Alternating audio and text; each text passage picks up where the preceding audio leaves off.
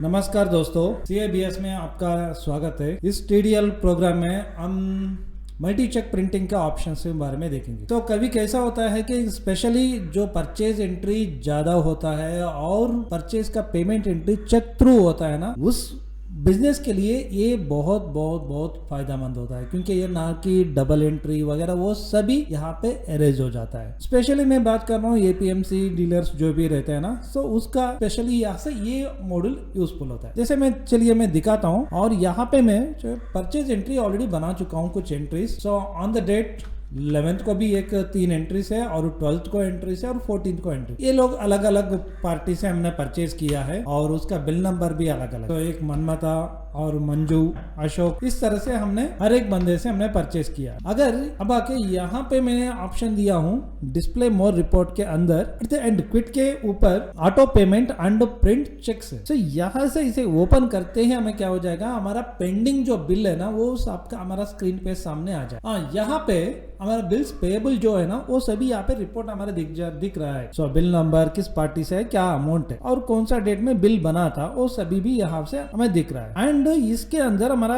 Side में एक है प्रिंट चेक। तो जैसे मैं इस यहाँ पे सेलेक्ट करता हूँ, अशोक को मैंने सेलेक्ट किया और प्रिंट चेक के ऊपर मैंने क्लिक किया। सो यहाँ पे ऑप्शन पूछेगा वोचर प्रिंटिंग चेक, किस बैंक से मुझे चेक देना है। मैंने सेलेक्ट कर लिया, और कौन सा डेट का दे रहा है, मैं 15 नवंबर को दे रहा हूँ, नवंबर और 2009। जैसे एक बार एक्सेप्ट हो गया, परचेज का पेमेंट है ना ऑलरेडी आ गया है along with all the fill data. तो स्टेट बैंक ऑफ इंडिया, यहाँ पे अमाउंट और अगेंस्ट किसने रेफरेंस का है, ये सभी यहाँ पे ऑटोमेटिकली फिल हो गया।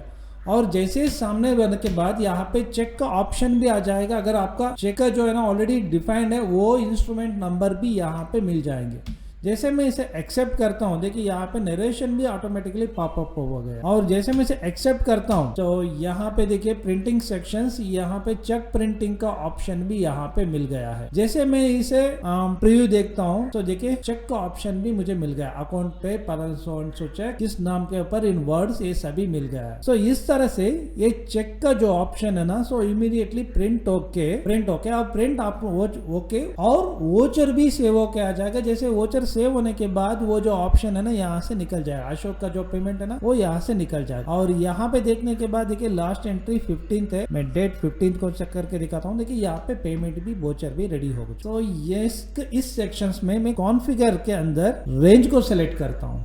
रेंज सेलेक्ट करने के बाद बिल डेट इक्वल टू मैंने दान करने के बाद मुझे 11.11 मतलब 11th नवंबर को मुझे ये सभी चाहिए। जैसे देखने के बाद वो 11th को ही दिखा रहा है। अब मैं इसे ऑप्शन में दोनों को सेलेक्ट कर रहा हूँ, मतलब एक के बाद एक मुझे दोनों ही आना चाहिए। जैसे मैं जो ऑप्शन सेलेक्ट करने के बाद सेलेक्ट कर रहा हूँ, और यहाँ पे स्टेट बैंक ऑफ इंडिया ले लिया और एंटर। देखिए पहला ऑप्शन यहाँ पे मंजू आ गया, अगेंस्ट कौन सा बिल नंबर वो सभी, और मैं प्रोसीड हो जाता हूँ बिल चेक सभी स्पेसिफिक करने के लिए। और यहाँ पे चेक का प्रिंटिंग भी रेडी हो गया, और इसके तुरंत ही मुझे दूसरा पेमेंट वोचर रेडी आ गया। देखिए मनमता का पेमेंट आ गया, और इसका भी मैं रेडी प्रोसीड कर देता हूँ। तो एक बार ये सभी होने के बाद हमें फिर से वापस लेके आ जाता है यहाँ पे। देखिए यहाँ पे कुछ भी नहीं दिखा रहा है, लेकिन हमने क्या किया था, एक स्पेसिफिक डेट लिया था, कहाँ पे, रेंज से हमने लिया था, रेंज से हमने लिया था। इस तरह से क्या हो गया, यहाँ पे ऑटोमेटिकली पॉपअप हो गया। सो अब मैं आपको ये वाला सभी दिखा रहा हूँ।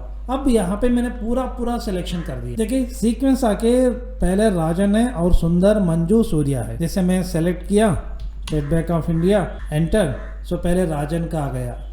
जैसे मैंने वोचर सेव करता हूँ, चेक प्रिंटिंग का ऑप्शन आ गया। जैसे एक बार प्रिंट हो गया, सो राजन के बाद सुंदर भी आ गया। मैं कंट्रोल ए दबा देता हूँ, और प्रिंटिंग का ऑप्शन सुंदर का आ रहा है। इसे प्रिंट होने के बाद मंजू का आ गया, मैं कंट्रोल ये दबा देता हूँ। अब देखिए मंजू का प्रिंट रेडी हो रहा है, और इसके तुरंत ही मुझे सूर्या का आ गया, और कंट्रोल ये दबा दिया। तो आपको क्या ना, इमीडिएटली एक के बाद आपको 10-50 चेक्स हुआ हो तो भी, परचेज का एंट्री पेमेंट करना हो तो भी, वो इससे आपको बहुत ईजिली और आसानी विदाउट मिस्टेक, और चेक का कोई गड़बड़ी भी नहीं होगा, अमाउंट टू कैरी होके आपको मिल जाएगा।